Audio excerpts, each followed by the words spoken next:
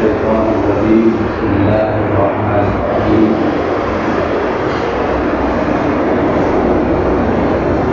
إن أولياءه إلا المتقون صدق الله العظيم وبلغنا رسوله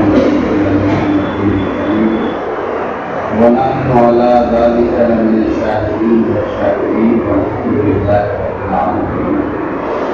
آئیے ہم اور آپ انتہائی کرام کے ساتھ علیہ السلام کی مقدس بارگاہ میں درود شریف کا نذرانہ عقیدت پیش کریں. اللہم صلی علی سیدنا و مولانا محمد کے قلوب و روائنا و آخر لبان و فرمائنا و نور الابصار و ضیائنا و علی آلہ وسلم. صلاة و سلام علیک یا رسول اللہ صلی اللہ تعالی علیہ وسلم. خطبہ مسنونہ کے بعد جو آیت مقدسہ میں نے تلاوت کی، اس کے اندر اللہ تبارک و تعالیٰ نے اپنے مقرر بندوں کی نشانی بیان کروائی. کیونکہ ہم اور آپ بزرگان دین سے عقیدت و محبت رکھنے والے لوگ ہیں، تو اللہ تبارک و تعالیٰ نے ہمیں یہ بتلایا کہ جو مجھ سے محبت اور عقیدت رکھنے والے لوگ ہیں، اس کے بارے میں اللہ تبارک و تعالیٰ نے قرآن میں فرمایا کہ جو میرے دوست ہوتے ہیں وہ کیسے ہوتے ہیں. اور یہ بات کیوں بیان فرمائی؟ اس لیے بھی بیان فرمائی کہ اللہ تبارک و تعالیٰ نے قرآن مجید میں کہیں پر فرمایا یا ایھا الذین آمنوا اتقوا اللہ وکونوا مع الصادقین. اے ایمان والو، اللہ سے ڈرو اور سچے لوگوں کے ساتھ ہو جاؤ. تو جو سچے لوگ ہوتے ہیں اس کی نشانی کیا ہوتی ہے؟ اور ظاہر سی بات ہے اللہ تبارک و تعالیٰ ہمیں کہہ رہا ہے ایسے لوگوں کے ساتھ ہو جاؤ. تو بظاہر شکل و صورت سے تو ہر انسان اچھا لگتا ہے. کسی کے انداز بیان کو دیکھ کر کے اگر ہم اس کے پیچھے لگ جائیں اور پتہ چلا کہ وہ بندہ اللہ والا نہیں ہے، تب تو ہم نے غلط لوگوں سے اپنا رشتہ جوڑ لیا. اس لیے اللہ تبارک و تعالیٰ نے قرآن مجید کے اندر اپنے ان اچھے لوگوں کی نشانی بھی بیان فرمائی. اب نشانی جب ہمیں پتہ ہو جائے گی تو ظاہر سی بات ہے ان کو پہچاننا ہمارے لیے آسان ہو جائے گا. جب ان کو پہچاننا آسان ہو جائے گا تو کیا ہے، اللہ نے فرمایا کہ ایسے لوگوں کے ساتھ ہو جاؤ تو پھر ہم ان کے دامن سے وابستہ ہو سکتے ہیں.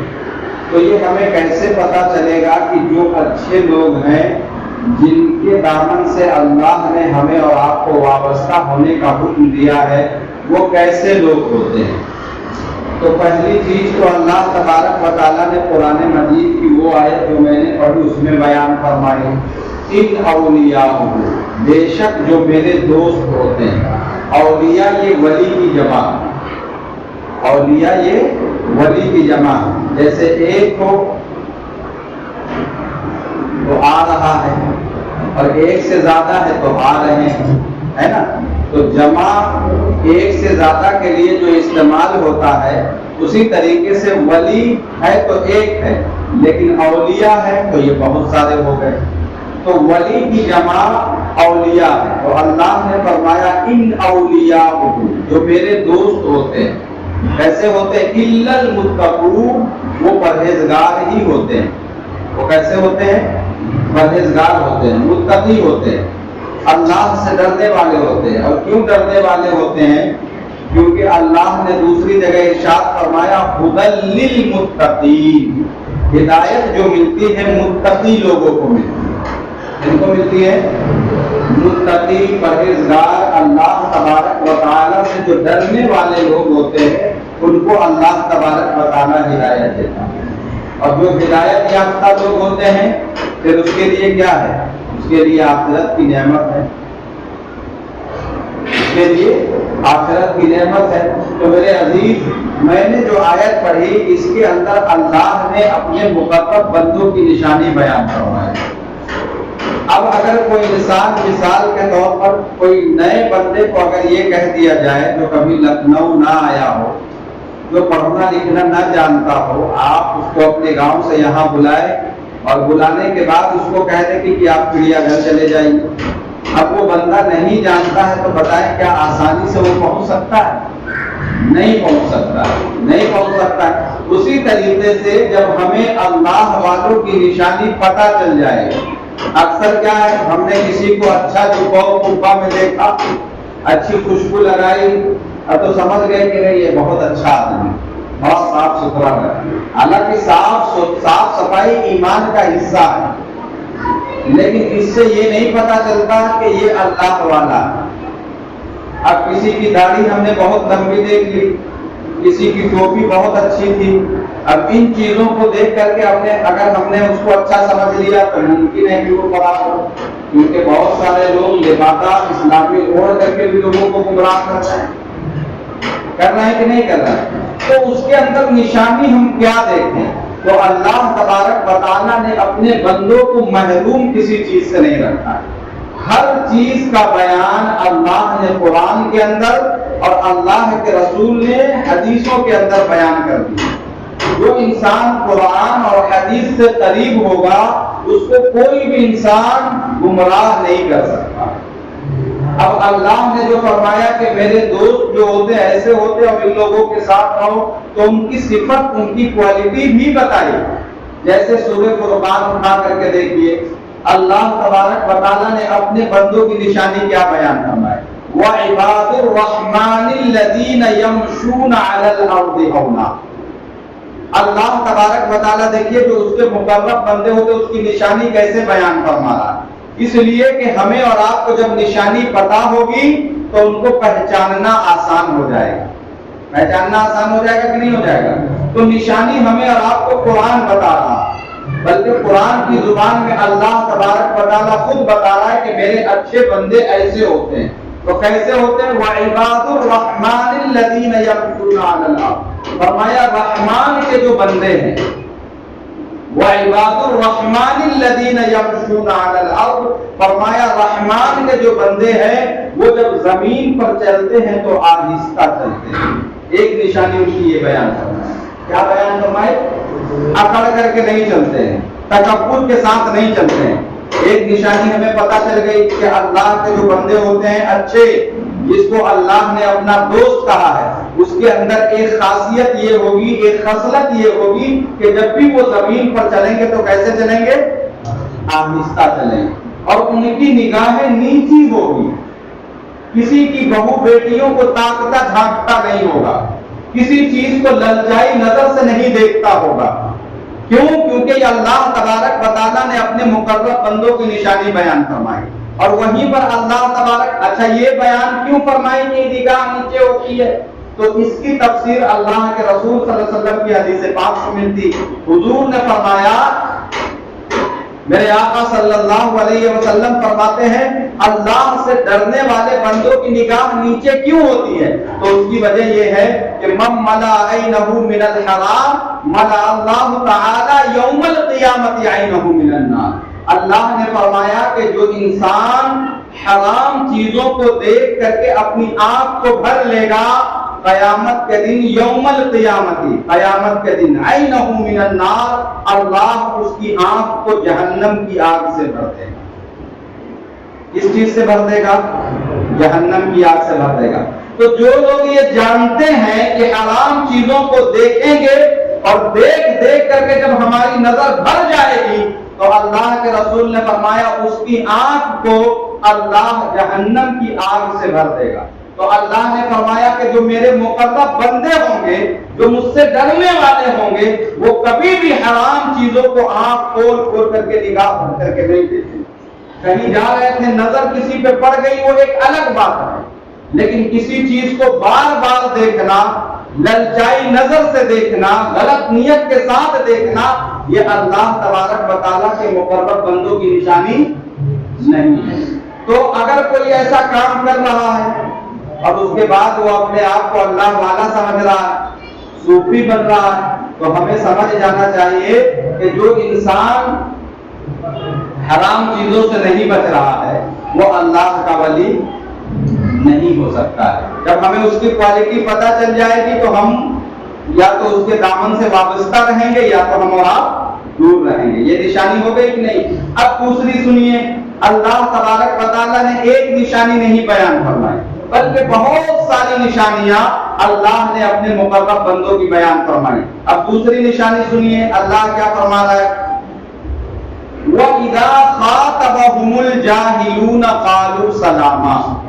اللہ کے جو مقرب بندے ہوتے ہیں اس کی ایک نشانی یہ ہوتی ہے کہ وہ جاہلوں سے الجھتے نہیں ہیں. وَإِذَا خَاطَبَهُمُ الْجَاهِلُونَ. وہ جاہلوں سے مخاطب نہیں ہوتے. کہیں جا رہے ہیں کسی نے, بہت سارے لوگوں کی بحث کرنے کی عادت ہوتی ہے کہ نہیں ہوتی ہے؟ وہ بحث نہیں ہوتی ہے, وہ انانیت ہوتی ہے کہ تمہاری کیسی ہمت پڑ گئی کہ تم مجھ سے بحث کر رہا ہے. مطلب وہ کسی طریقے سے سامنے والے سے جیتنا چاہتا ہے اس معاملے میں بحث کر کے, کہ بات کرنے میں تمہاری اتنی ہمت بڑھ گئی کہ تم مجھ سے بحث کر رہا ہے. تو اللہ نے فرمایا جو میرے مقرب بندے ہوتے ہیں وہ ان سب چیزوں میں نہیں پڑتے ہیں. جاہل اگر ان سے مخاطب ہو جائے تو بہت دیر تک ان کے سامنے بیٹھے رہنا, ان کی چاپلوسی کرنا, ان سے بات کرنا, یہ ان کی عادت نہیں ہوتی. وَإِذَا خَاطَبَهُمُ الْجَاهِلُونَ. جاہلوں سے مخاطب نہیں ہوتے. ہاں اگر کوئی آ گیا سامنے میں تو اب کیا کرے؟ قَالُوا سَلَامًا. سلام کرتے اور چلے جاتے. زیادہ لمبی چوڑی گفتگو نہیں کرتے ہیں. بہت سارے لوگ ہیں ٹوپی کرتا لگا کر کے نیٹ پہ موبائل پہ بیٹھے دن رات ڈیبیٹ ہی کر رہے ہیں اور وہ سوچ رہے ہیں مجھ سے بڑا اللہ والا کوئی. تو یہ جاہلوں کو بے وقوف بنایا جا سکتا ہے. جو انسان قرآن اور حدیث سے قریب ہے اس کو تو قرآن گائیڈ کر رہا ہے. میاں جو اچھے لوگ ہوں گے وہ جاہلوں سے بحث کرتے ہی نہیں ہیں. وہ قالوا سلاما, سلام کرتے اور اپنا کام کرتے ہیں. اب سنیے اللہ تبارک و تعالیٰ آگے کیا فرما رہا ہے. والذین یبیتون لربہم سجدا وقیاما. اس کی ایک خاصیت اور ہوتی ہے. اللہ والے جو ہوتے ہیں اس کی ایک کوالٹی یہ بھی ہوتی ہے والذین یبیتون لربہم, اللہ کے لیے سجدا وقیاما. کبھی ان کی رات سجدے میں گزرتی ہے, کبھی قیام میں گزرتی ہے. کیسے گزرتی ہے ان کی رات؟ کبھی سجدے میں گزرتی ہے تو کبھی قیام میں گزرتی ہے. یہ اللہ والوں کی شان ہے. اب کیونکہ کل 11ویں شریف ہے اور ہم اور آپ بزرگوں سے عقیدت و محبت رکھنے والے لوگ ہیں, ورنہ ہماری عادت ہے کہ ہم جب جمعے میں خطاب کرتے ہیں تو مسئلے مسائل لوگوں کو بتاتے ہیں تاکہ جو نماز کے طریقے اور جو مسائل لوگوں کو پتہ نہیں ہے وہ ان کو پتہ چل جائے. تو پچھلے 2 جمعے میں نے آپ کو فرائض کے حوالے سے بتایا, شرائط کے اور واجبات کے حوالے سے گفتگو چل رہی تھی. لیکن چونکہ کل 11ویں شریف ہے تو میں نے سوچا اس موقع پر ایسی آیت کی تلاوت کروں کہ بزرگوں کے جو معاملات ہے اس کو ہم اور آپ قرآن اور حدیث سے سمجھ سکتے. تو اللہ والے کیسے ہوتے ہیں؟ ان کی نگاہ ہمیشہ نیچے رہتی ہے. زمین پر جب چلتے ہیں تو وہ آہستہ چلتے ہیں. تیسری خاصیت ان کی کیا ہوتی ہے؟ وہ جاہلوں سے الجھتے نہیں ہے. اگر کوئی آ گیا حجت کرنے کے لیے تو سلام کیا اور چپ چاپ نکل گئے. اور 5ویں 6ٹھی خاصیت کیا ہے کہ ان کی رات ایسے گزرتی ہے سجدہ, سجدے میں, وقیاما, تو کبھی قیام کرتے ہوئے گزرتی. اگر یہی پہچان اللہ والوں کی ہے تو سرکار غوث اعظم کی زندگی اٹھا کر کے دیکھیے ان کی زندگی کہ کس طریقے سے آپ نے اپنی زندگی کو گزارا. کوئی شب ایسا نہیں ہے جس شب آپ نے پورے قرآن کی تلاوت نہ کی. بتاتے فارغ ہونے کے بعد, پڑھ لکھ لینے کے بعد, جبکہ سرکار غوث اعظم کے حوالے سے یہ باتیں ملتی ہے روایتوں میں کہ آپ کی پیدائش سے پہلے آپ کے آنے کے شہرے تھے. آپ آنے والے یہ شہرہ عام ہو چکا تھا کہ ریلان میں ایک ایسا بچہ پیدا ہونے والا ہے جس کی شہرت پوری مشرق و مغرب میں ہوگی. اور آپ کے اکابر علماء جو تھے, آپ سے پہلے کے جو بزرگان دین تھے, ان لوگوں نے بھی آپ کی کوالٹی کو، آپ کے پاورفل ہونے کو اور آپ کے مرتبے کو مانا تھا، اور اسی چیز کو غالباً سرکار اعلیٰ حضرت نے اپنے شعر میں فرمایا کہ جو ولی قبل ہوئے، یعنی کہ جو آپ سے پہلے ہوئے، جو بعد ہوئے یعنی کہ جو بعد میں ہوئے یا ہوں گے، سب ادب دل میں رکھتے ہیں میرے مولا تیرا۔ یہ سرکار غوث اعظم کی شان تھی، لیکن اس کے باوجود آپ پڑھنے کے لیے گئے، 8 سال 10 سال پڑھنے کے بعد بتاتے ہیں کہ 20 سال تک ریاضت میں نے جنگلوں میں بھوکا رہا، اپنے نفس کو مارا، اس لیے کہ انسان کو شیطان سے انسان کا بڑا دشمن اس کا نفس ہے، شیطان چھوٹا دشمن ہے، اس کا نفس بڑا۔ آپ کبھی بھی دیکھیں انسان خود سے ہار جاتا ہے، کس سے ہارتا ہے؟ بھئی اذان ہوتی ہے، شیطان بھاگ گیا، اذان ہوئی تو شیطان اب نماز پڑھنے کیوں نہیں آئے؟ کیا شیطان روک رہا تھا؟ تو انسان کا اس کا نفس اس کے اوپر حاوی ہے، جو اس کو اچھے کام کرنے نہیں دے رہا، اور یہ انسان کا سب سے بڑا دشمن۔ کتنا بڑا دشمن ہے؟ سب سے بڑا دشمن۔ جو انسان نفس کے اوپر غالب آ جاتا ہے وہ انسان اللہ کا ولی ہو جاتا ہے، اور جس کے اوپر نفس غالب آ جائے کہ وہ شیطان کو بھی برا ہو جاتا ہے۔ شیطان اور نفس پر غالب آنے کے لیے 2 چیزیں ضروری تھی انسانوں کے لیے، عقل، کیا چیز ہے؟ عقل اور نفس۔ ان چیزوں سے حیوانوں کو اللہ تبارک و تعالیٰ نے یہ چیزیں نہیں دی، عقل نہیں دی حیوان کو۔ جو جانور ہوتے ہیں اس کے اندر عقل نام کی چیز نہیں ہوتی ہے، اسی لیے وہ کہیں بھی پیشاب کر دیتا ہے، وہ کہیں بھی گندگی پھیلا دیتا ہے۔ اگر اس کو عقل ہوتی تو یہ کام نہیں کرتا، لیکن اللہ تبارک و تعالیٰ نے انسان کو عقل دی کہ اگر کوئی غلط چیز کر رہا ہے تو اس کو اس کی عقل یہ کہے کہ یہ غلط ہے۔ لیکن آج انسانوں کا اسٹیٹس اتنا زیادہ گر چکا ہے، اتنا زیادہ گر چکا ہے کہ انسان جان رہا ہے کہ یہ غلط کام ہے، لیکن اس کے باوجود اس کو کر رہا ہے۔ وجہ کیا ہے؟ کہ اس کے اندر نفس ہے، اور نفس پر غالب آنے کے لیے اللہ نے عقل دی تھی کہ عقل کا استعمال کر کے تم نفس کے اوپر غالب آ جاؤ، لیکن انسان یہاں عقل کا استعمال نہیں کر رہا، نفس کا غلام ہو گیا۔ اسی لیے حضرت علی کرم اللہ تعالی وجہ الکریم کا قول ہے کہ جو انسان نفس کا غلام بن جائے وہ جانور سے بدتر ہو جاتا، اور جو انسان نفس کے اوپر غالب آ جائے وہ فرشتوں سے افضل ہو جائے۔ نفس کہتا ہے کہ یہ نہ کرو، یہ نہ کرو، یہ نہ کرو، اور اللہ والے کیا کرتے ہیں؟ اسی نفس کو مارتے ہیں۔ کیا کرتے ہیں؟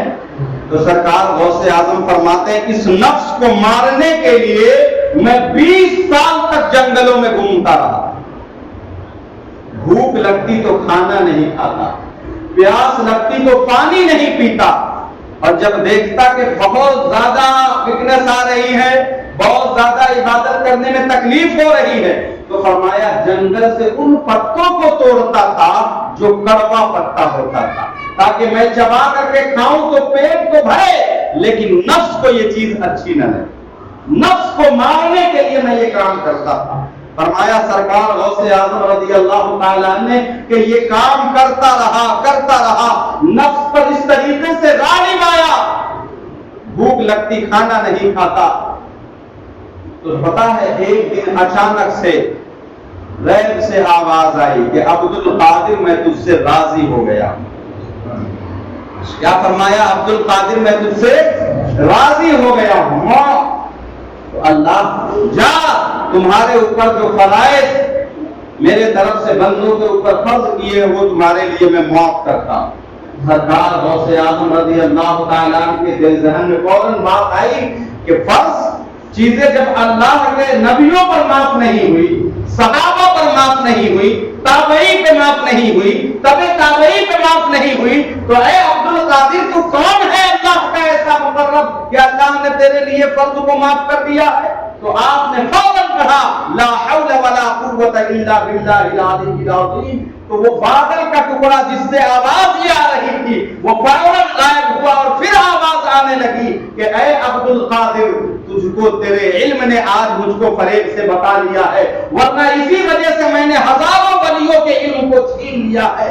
سرکار غوث اعظم فرماتے ہیں ظالم اب بھی مجھ کو گمراہ کر رہا ہے، اگر علم انسان کو بتاتا تو تو شیطان تھا، تیرے پاس کتنا زیادہ علم تھا، جب تجھ کو تیرا علم نہیں بچا سکا تو مجھ کو میرا علم کیسے بچائے گا؟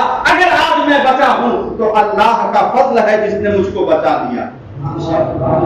تو علم آنے کے بعد بھی بہت سارے لوگ گمراہ ہو جاتے ہیں۔ کیا ہو جاتے ہیں؟